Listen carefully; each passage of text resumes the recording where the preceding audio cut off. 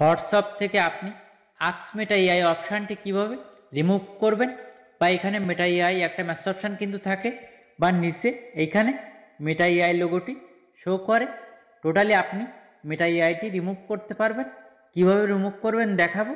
চ্যানেলে নতুন হলে প্লিজ সাবস্ক্রাইব করবেন এবং বেল বাটন বাজাবেন। ফেসবুক হলে ফলো এবং শেয়ার করবেন প্লিজ।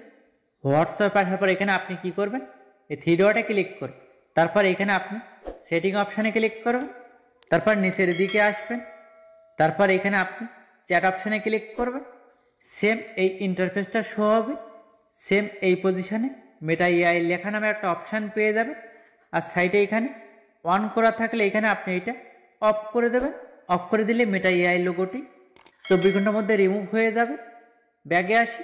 তারপর এখানে আপনি যে মেটা এআই একটা চ্যাট অপশান আছে, এটা আপনি ডিলিট করবেন। এখানে আপনি টাচ করে চেপে ধরবেন। টাচ করে চেপে ধরার পর এখানে আপনি যে ডিলেট আইকন, এই ডিলেট আইকনে ক্লিক করবেন।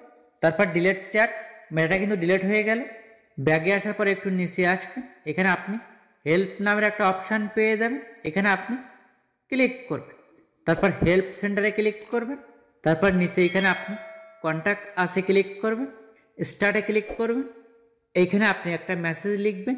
মেসেজ অপশান আসার পর এখানে আপনি হাই লিখে please remove Meta AI from my WhatsApp, kindly help me লিখে আপনি এই মেসেজটা সেন্ড করবেন। আশা করি 24 থেকে 48 ঘন্টার ভিতরে আপনার মেটা এআইটি রিমুভ হয়ে যাবে। হোয়াটসঅ্যাপের উপরে আপনি টাচ করে চেপে ধরবেন। তারপর এখানে আপনি আই মতো অপশানে ক্লিক করবেন। একটু নিচের দিকে আসবেন। এখানে আপনি স্টোরেজে ক্লিক করবেন। তারপর এখানে আপনি দুইটা অপশান পেয়ে যাবেন, ক্লিয়ার ডাটা এবং ক্যাশ ডাটা। এখানে আপনি ক্যাশ ডাটাতে ক্লিক করবেন, ক্লিয়ার ডাটাতে ক্লিক করবেন। এখানে আপনি ডিলিট অপশানে ক্লিক করবেন।